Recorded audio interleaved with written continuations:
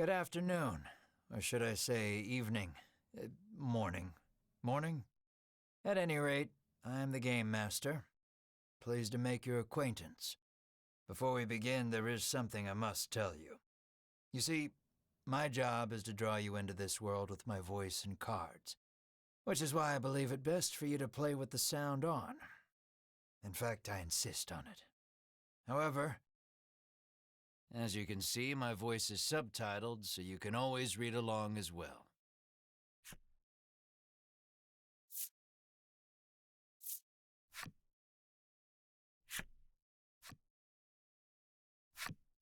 Now then, are you ready? Let's begin. Welcome to Voice of Cards. You are about to take the first steps of your adventure. Through a realm of sword and sorcery you will travel, battling bloodthirsty monsters as you strive to realize your ambitions. I have every faith you will accomplish great things here. I am merely a witness to your exploits. Now then, your departure draws nigh. May your journey be a safe one.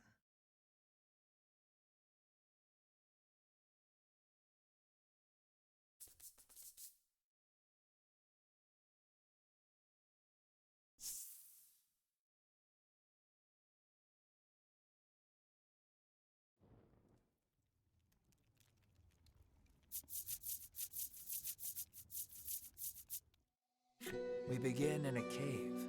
The surrounding rocks are slimy with damp. It feels as if some foul creature could leap out from the shadows at any moment. Yet in this horrible place gathers a fellowship of 3 adventurers. One is a young woman. You can tell just by looking at her, she enjoyed a good upbringing. Another is a stoic warrior. He stands at the ready, scanning his surroundings for any sign of threat. Last but not least is the old man. He has a sagely air and gazes into the darkness stretching out before him. These adventurers seek a certain treasure hidden in this cave.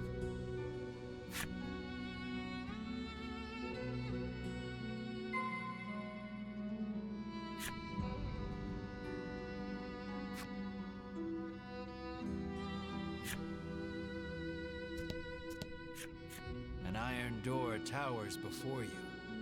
It has rather conspicuous handles.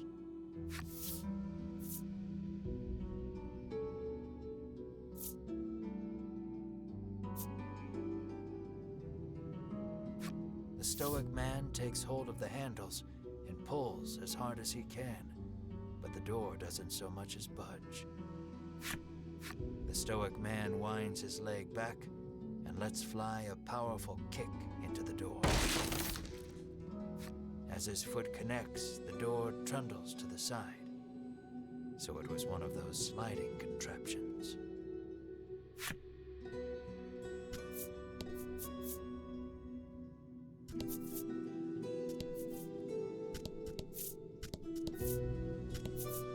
Something leaps out at the fellowship from the darkness.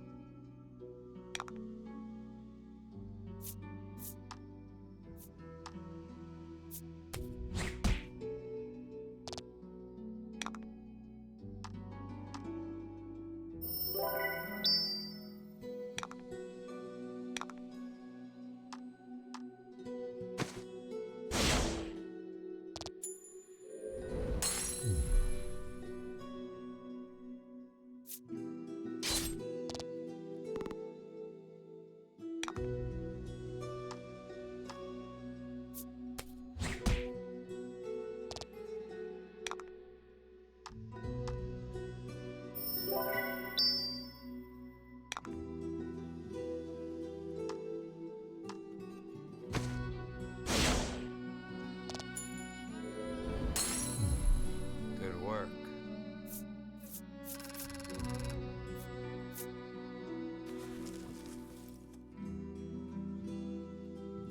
These adventurers have seen their fair share of battle and defeat their attackers with ease.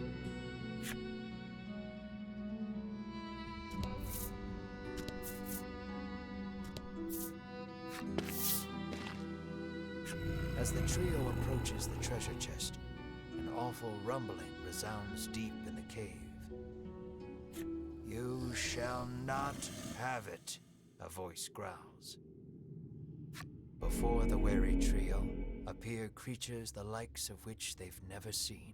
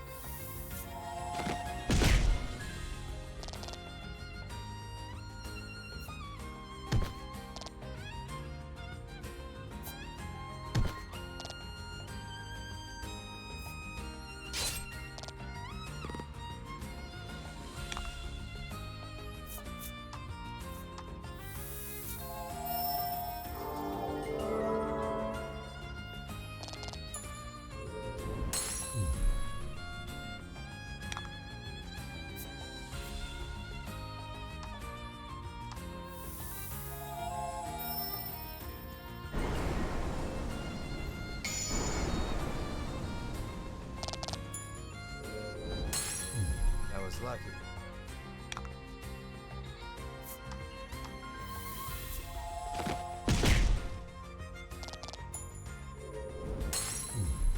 Good work.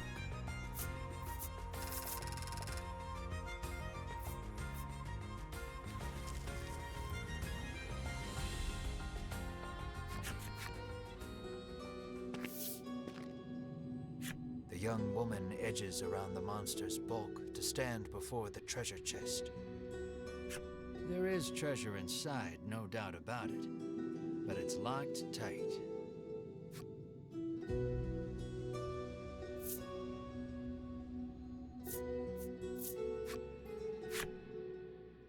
The woman slides the simple key into the lock. The chest clicks open.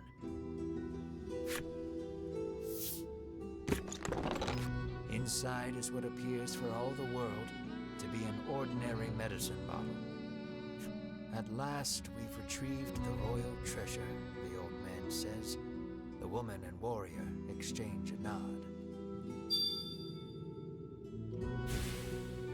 Their quest complete, the triumphant trio put the cave behind them.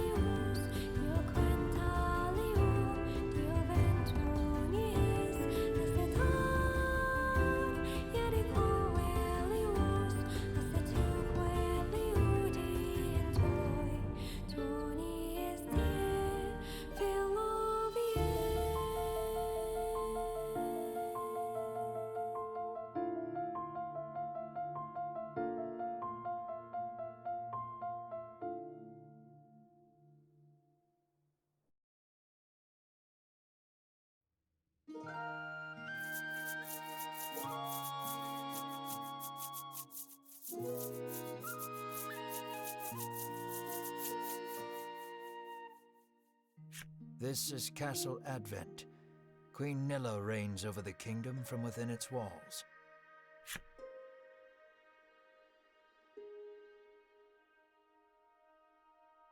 In the crowded audience chamber jostle all manner of knights, adventurers, and bounty hunters.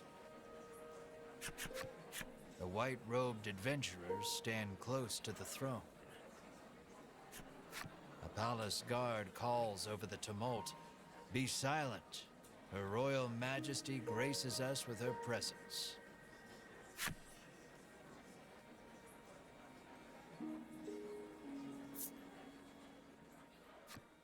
The cacophony ceases the moment Queen Nilla enters the chamber. Seated upon the throne, the queen faces the crowd, her lips part. "Thank you all for heeding my call to slay the dragon. Whatever it takes to defeat this reawakened evil, I ask that you do it. Whomsoever conquers this beast will be honored for ages to come and handsomely rewarded." At that, the gathered crowd cheers loud enough to shake the castle's very foundations. "Leave the dragon to us, Your Majesty," say the white-robed adventurers, as if the beast's demise at their hands is assured. "Indeed, you did well to reclaim the royal treasure," the queen replies. "I thank you, for my stomach becomes most upset without it, so the treasure is a staple of the royal medicine cabinet. It puts my mind at ease to know the Ivory Order offers its aid in slaying the dragon. The trio are disciples of the Ivory Order, a charitable organization beloved the realm over.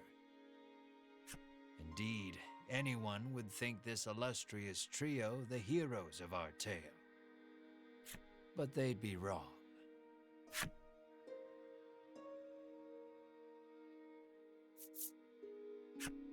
So we just gotta slay the dragon and we'll be drowning in gold.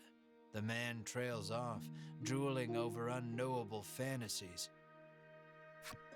Beside him, a strange creature lets out a chirping coo. Pay attention, because this is important.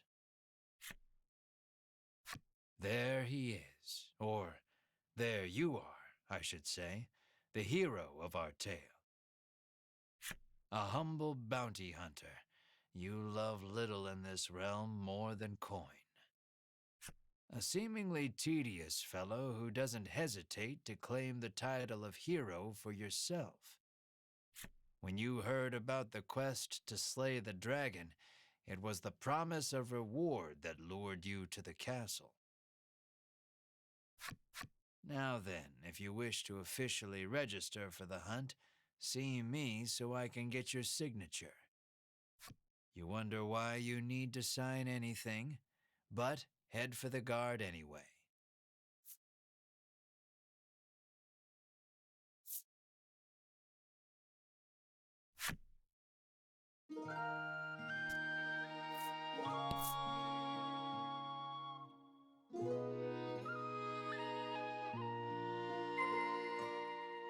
Shall we?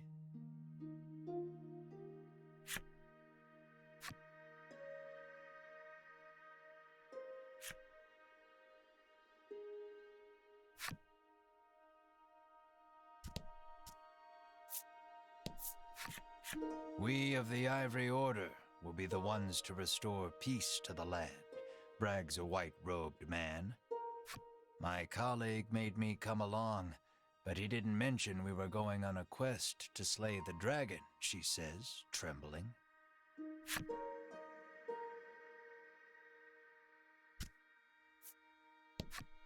The man takes one look at your companion and shrieks, "Monster!"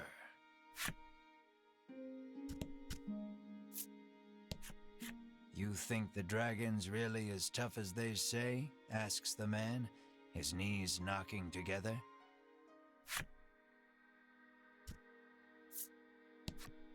That reward for slaying the dragon is as good as mine, barks the man.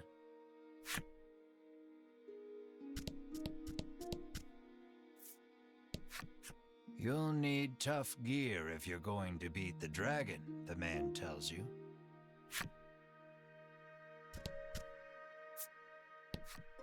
Keep your ears perked. You never know what you might hear that'll lead you in the right direction, the man says. You think.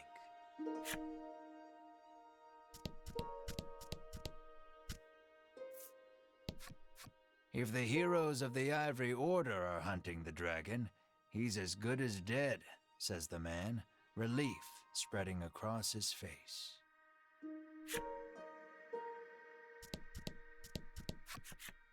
The Ivory Order trio stands before you. They seem not the most approachable of parties, but...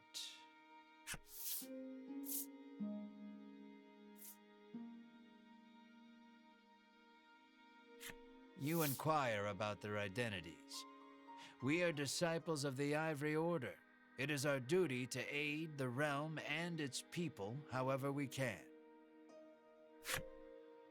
The Order's principal focus is developing medicine to distribute to people throughout the world.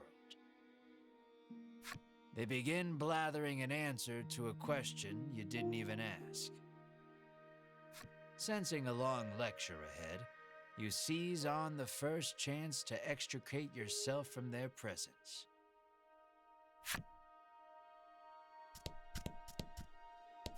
You try to speak to Queen Nilla, but figures a nobody bounty hunter can't just walk up to a queen and start chatting like they're best friends.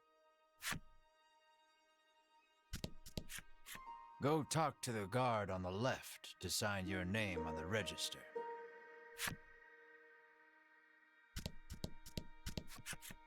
Sign here, says the guard, handing you a pen and paper.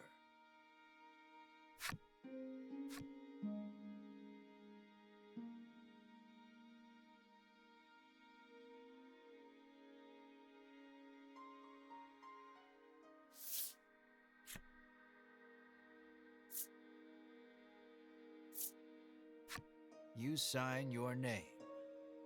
A fine name.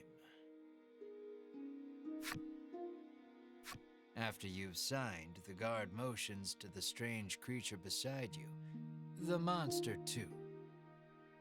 You sign your companion's name as well, Mar. Mar, your friend and sometimes traveling companion. Though he can't speak the human tongue, he seems to understand it well enough. Thank you. Now we'll know what to have engraved on your tombstones. Can't ask the dead what name to mark their grave with, after all, the guard chortles. You want the reward as badly as you don't want to die. You figure you better make some strong friends.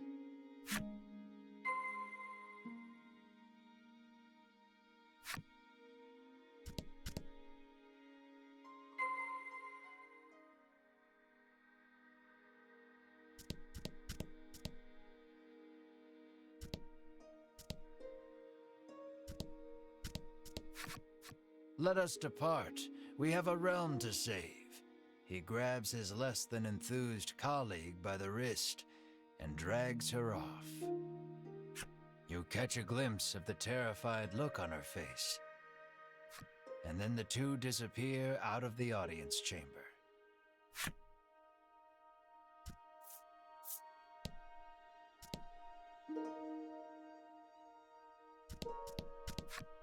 You ask him to team up, but he refuses angrily. I ain't splitting the reward with nobody. You weren't planning on sharing either, so you don't try to change his mind.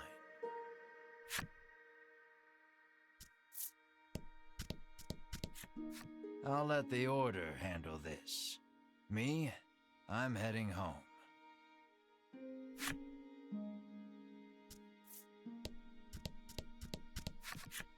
Offer to join forces with the Ivory Order trio? We select few are sufficient to defeat the dragon. We require no additional aid. And we certainly don't require the aid of a no-name wastrel. With that, the trio takes their leave of the castle.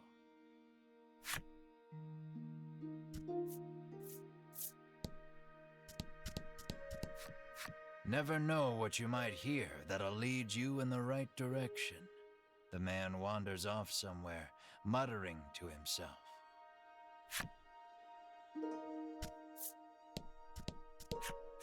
You'll need tough gear, the man says, wandering off.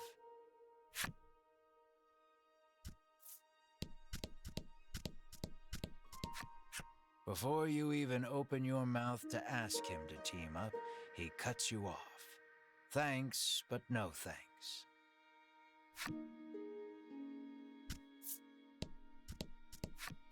No way am I adventuring with anyone who keeps that sort of creepy company, he says.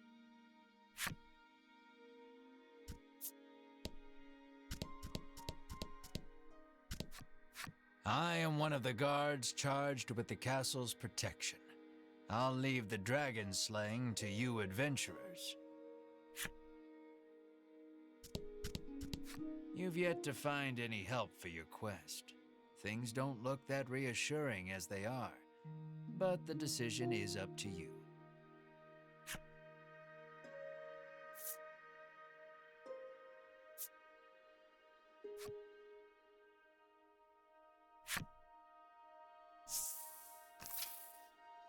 In the end, you set out, just the two of you, to hunt the dragon.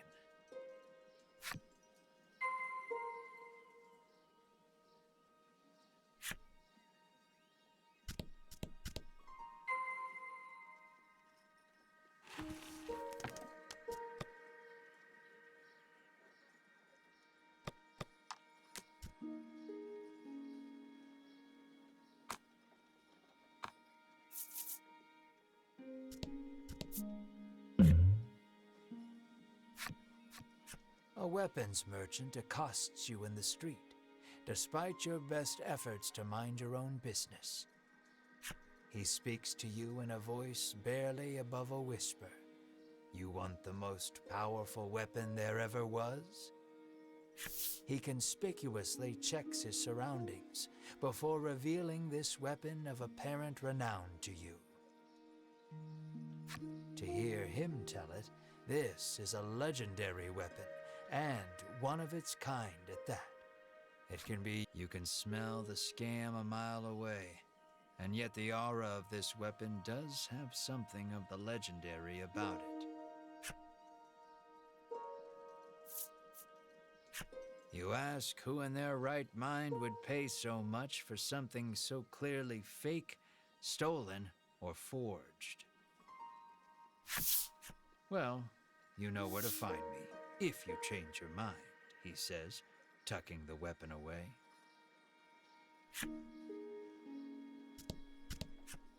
How may I help you? The proprietress inquires.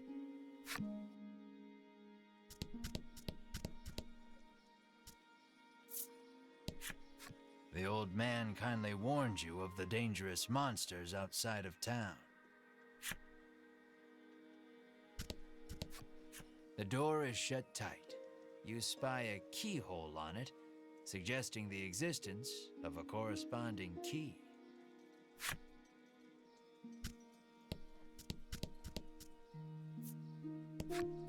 The child says you should see Nexton as soon as you leave the castle town. You peek inside the carriage shop only to hear the owner call out that they're closed. Guess you won't be making use of them after all.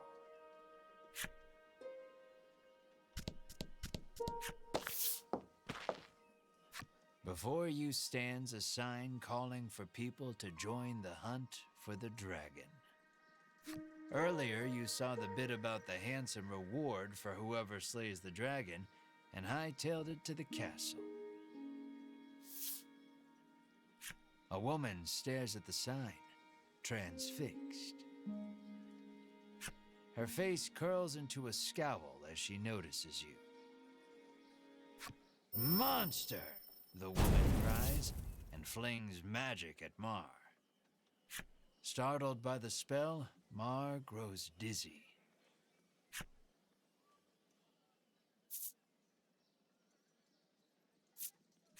You whirl to the woman and shout, "What are you doing?"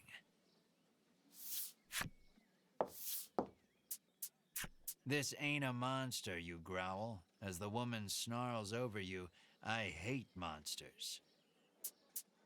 The two of you bicker for quite a while.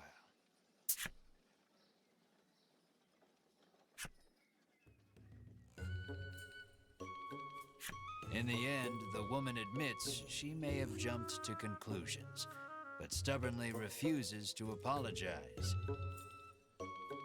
Inwardly, you call her unsavory names as your attention shifts to a different topic of conversation. Turns out she really hates the dragon and would love to take him down with her own two hands. But she knows she's no match for him alone, so she's at a loss for what to do. When you tell her you're after the same thing, she squints down her nose at you. "Fine," she says, "I can help you."